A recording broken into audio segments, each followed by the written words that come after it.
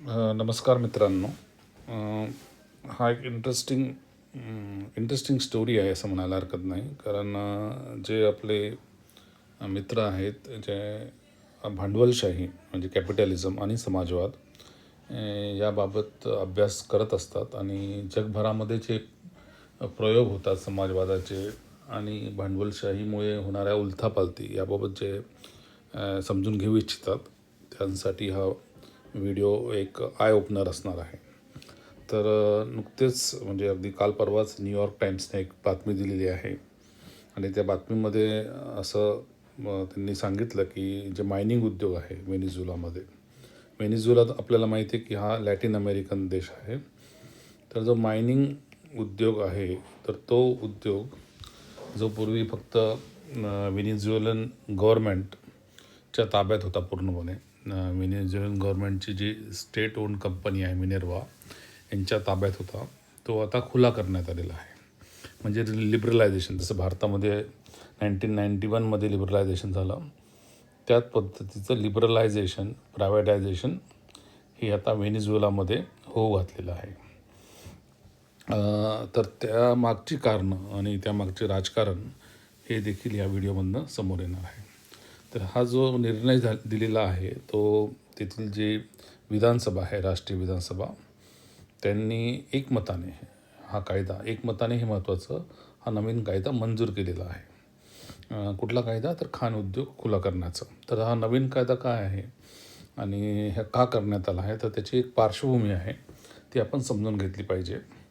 आपल्याला माहितीच आहे की डोनाल्ड ट्रम्प यांचं प्रशासन सध्या अमेरिकेत आहे आणि अमेरिकन सरकार जे रिपब्लिकन पक्षाच्या ताब्यात आहे.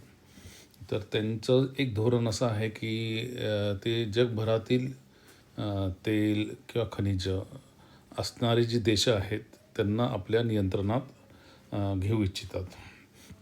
तर यामुळेच डोनाल्ड ट्रम्प यांच्या सरकारने व्हेनेझुएलाचा जो निवडून आलेला राष्ट्राध्यक्ष होता मडुरो तर त्यांनी पदावरनं हटवलं आणि फार गमतीदार पद्धतीने हटवलं. त्यांचे मिलिटरी ही त्यांच्या निवासस्थानात गेली आणि त्यांनी त्याला बंदिस्त केलं. तिथल्या त्यांच्या बॉडीगार्ड्सला मारून टाकलं आणि त्याला विमानाने उचलून न्यूयॉर्कमध्ये आणलं आणि तिथे त्याच्यावरती आता खटला त्यांच्यावरती मदुरो आणि त्यांच्या बायकोवरती खटला चालवला जात आहे. तर अशा पद्धतीने सत्ता बदल हे झपाट्याने ट्रम्प सरकारने केले व्हेनेझुएलामध्ये आणि त्या पार्श्वभूमीवर आता व्हेनेझुएलन सरकारला ट्रम्प सरकारबरोबर वाटाघाटी कराव्या लागलेल्या आहेत. तर निकोलस मदुरो हे आता व्हेनेझुएलन जे राष्ट्राध्यक्ष आहेत ते आता अमेरिकेच्या कैदेत आहेत. ओके. आणि त्यांच्या जागी आता जे डेल्सी रोड्रिग्स आहेत ह्या ज्या महिला आहेत त्या खरं तर मदुरो यांच्या शिष्या आहेत, परंतु त्यांनी असं दिसतं आहे की दबावापोटी ट्रम्प सरकारशी जुळून घेतलेला आहे आणि या पार्श्वभूमीवर हा कायदा आपल्याला समजून घ्यायला हवा. व्हेनेझुएलाबाबत एवढी अमेरिकन इंटरेस्ट का आहेत तर त्याचं कारण असं आहे की व्हेनेझुएलाची जी खनिज संपत्ती आहे ती मोठ्या प्रमाणावरती आहे. विशेषतः सोने जे जगातील सर्वात मोठ्या साठ्यांपैकी एक हे व्हेनेझुएला देशामध्ये आहे. अनेक दुर्मिळ खजिने मिनरल्स जसं काही बॉक्साईट आयर्न म्हणजे लोह, कोळसा, तांबे, निकेल हे सर्व आणि अगदी रिअर अर्स म्हणजे असे खनिज जे आता स्मार्टफोनमध्ये किंवा हे जे काही आता इलेक्ट्रिक व्हेकल्स आलेले आहेत, मोबाईल फोन आलेले आहेत ज्याच्यामध्ये जे लागणारे काही एलिमेंट्स आहेत त्याला आपण आणि जे दुर्मिळ आहेत असे रिअर अर्थ्स असे जे आहेत ते सुद्धा व्हेनेझुएलामध्ये मोठ्या प्रमाणावरती आहेत. हे अमेरिकन सरकारला माहिती आहे. त्यामुळे मदुरो यांना हटवल्यानंतर अमेरिकेचे जे गृहमंत्री आहेत बर्मम तर डग बर्मम यांनी भेट घेतली व्हेनेझुएलाची आणि त्या भेटीदरम्यान आता आपल्याला हे लक्षात घ्यायला पाहिजे की ही भेट म्हणजे ही काही अशी साधीसुधी भेट नसते किंवा गुडविल भेट नसते, तर याच्यामध्ये इकॉनॉमिक इंटरेस्ट असतात.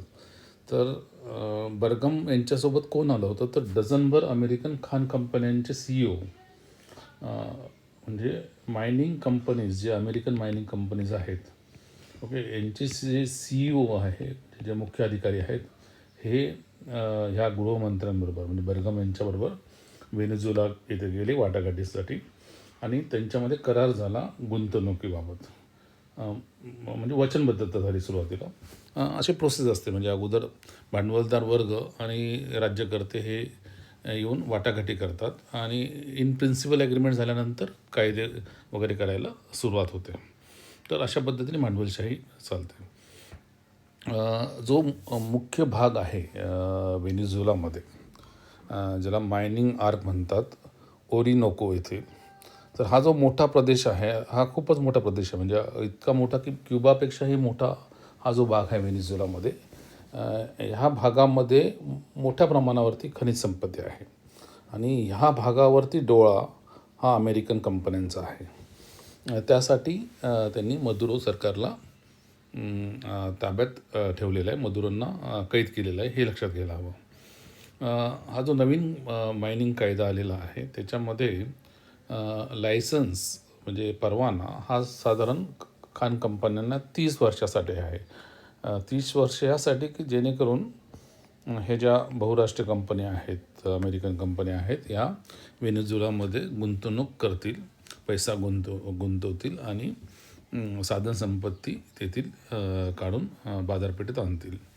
आणि त्यांना या कायद्यामुळे दुसरा जो मुद्दा आहे की जप्तीपासून, म्हणजे सरकार यांची साधनसंपत्ती जप्त करू शकणार नाही, असा जो कायदा आहे. आता हे लक्षात घ्यायला हवं की हा कायदा करण्याच्या मागे एक पार्श्वभूमी आहे, ओके. आणि ती अशी आहे की ते मी सांगणारच आहे की ते ज्यावेळी समाजवादी क्रांती झाली व्हेनेझुएलामध्ये, त्यावेळेस ह्या मायनिंग कंपन्याच ह्या पूर्वी पण अमेरिकन आणि कॅनडियन होतात, तर त्यांना काढून टाकण्यात आले आणि त्या जागी सरकारी कंपन्या आल्या. तर यासाठी म्हणून हा नवीन कायदा आहे आणि या कायद्याद्वारे अमेरिकन गुंतवणूक झाल्यामुळे साधारण 8 बिलियन वार्षिक महसूल हा 2036पर्यंत मिळणे, व्हेनेझुएलन सरकारला मिळणे अपेक्षित आहे, असं हा कायद्याचं आर्थिक उद्दिष्ट आहे. सर ही मोठी अमाऊंट आहे व्हेनेझुएलन सरकारसाठी आणि त्यामुळे त्यांनी हा 30 वर्षाचा परवाना मंजूर केलेला आहे. मी जे म्हणालो की पार्श्वभूमी काय नवीन कायद्याची, की समाजवादी विचारसरणीचे चावेज यांनी 2011 साली सर्व जी राष्ट्रीय मालमत्ता होती, जी अमेरिकन आणि कॅनडियन कंपन्यांच्या ताब्यात होती, तर ती जप्त केली आणि त्यामुळे आणि त्यांना हाकलूनच दिलं, म्हणजे अमेरिकन आणि कॅनडियन कंपन्यांना हाकलून दिलं 2011 साली. आता हे व्हेनेझुएलाच्या दृष्टिकोनातनं चांगलं आणि अमेरिकन बहुराष्ट्रीय कंपन्यांच्या दृष्टिकोनातनं वाईट, असं याच्याकडे आपण बघितलं पाहिजे आणि भांडवलशाहीच्या दृष्टिकोनातनं वाईट असं आपण बघितलं पाहिजे. तर हे जे चावेज आहेत, यांची सत्ता, यांचं जे सरकार आहे ते अजूनही यांची जे कम्युनिस्ट पार्टीचं सरकार आहे, समाजवादी विचारणाचं सरकार आहे, ते अजूनही व्हेनेझुएला इथे आहे, ओके. आणि त्यासाठी त्यांच्या विरोधात अमेरिकन भांडवलशाहीने बंड पुकारला आहे, असं याकडे बघता येईल. आज वास्तव असं आहे न्यूयॉर्क टाईम्सच्यानुसार की व्हेनेझुएलामध्ये जरी राष्ट्रीय मालकीचे खाण उद्योग असले तरी तिथे मोठ्या प्रमाणावरती बेकायदेशीर खाणी आहेत आणि ह्या बेकायदेशीर खाणी ह्या तिथल्या अनेक जे ग्रुप्स आहेत, लोकल ग्रुप्स आहेत, त्यांच्या ताब्यात आहेत. सशस्त्र गट जे आहेत त्यांच्या ताब्यात आहेत आणि हे जे सशस्त्र गट आहेत ते न्यूयॉर्क टाईम्सच्या म्हणण्यानुसार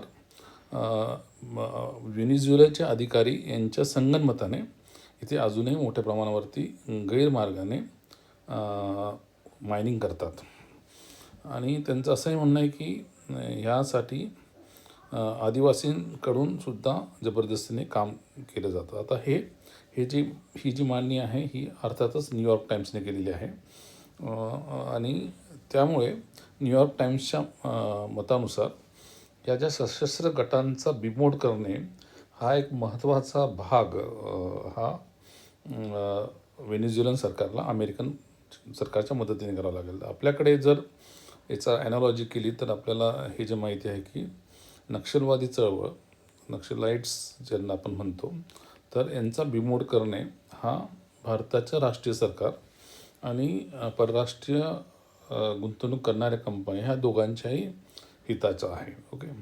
तर त्यांना जर गडचिरोलीमधनं खाणी किंवा मायनिंग करायचं असेल गडचिरोलीसारख्या भागामध्ये जिथे आदिवासी लोक राहतात, तर तिथे जे नक्षलवाद्यांचं सशस्त्र ग्रुप्स आहेत त्यांचा बिमोड केल्याशिवाय त्यांना ते करता येणार नाही. तर अशा पद्धतीने आपल्याला याकडे बघितलं पाहिजे.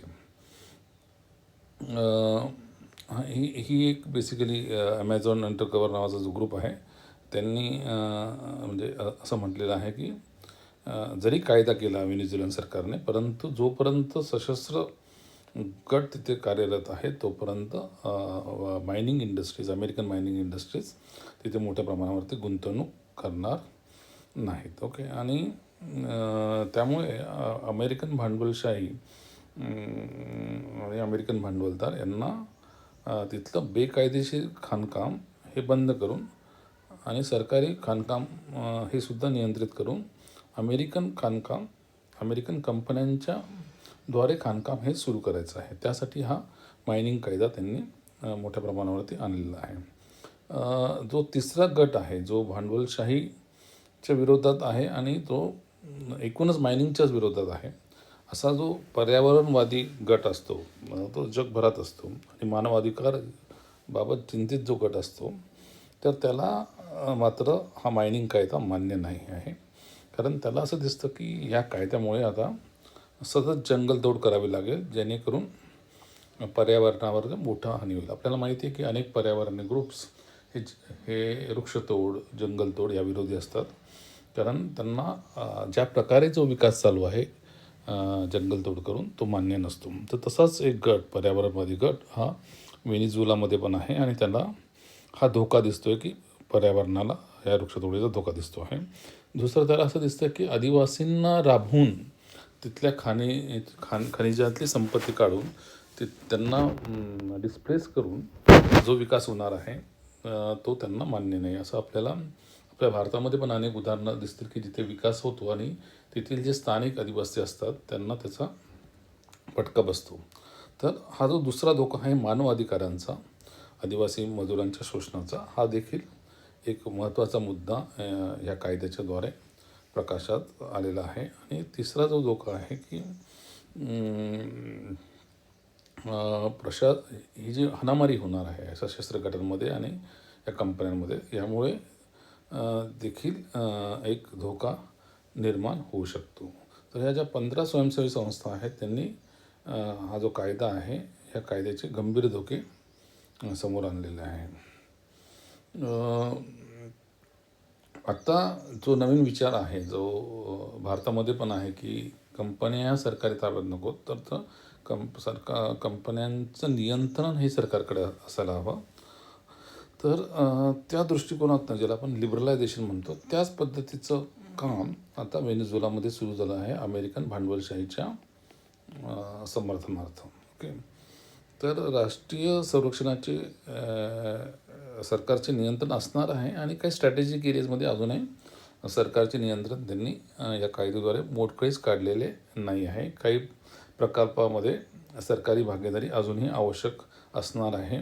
सोने खरेदीचे अधिकारही काही प्रमाणावरती सरकारकडे ठेवण्यात आलेले आहे, म्हणजे पूर्णपणे सरेंडर केलेले नाही आहे व्हेनेझुएलन सरकारने. जी तिथली पब्लिक सेक्टर कंपनी होती व्हेनेझुएलाची, मिनेरवेन नावाची, तर जी सरकारी खाण कंपनी होती त्याच्यावरती सँक्शन्स हे अमेरिकन गव्हर्नमेंटचे होते, तर ते सँक्शन्स आता उठवले आहे, निर्बंध काढले गेलेले आहेत आणि त्यांना आता ते मिनेरवेन आणि अमेरिकन ज्या खनिज कंपन्या आहेत ते आता एकत्रितपणे व्हेनेझुएलन खनिज एक्सप्लॉइट करतील, मायनिंग करतील.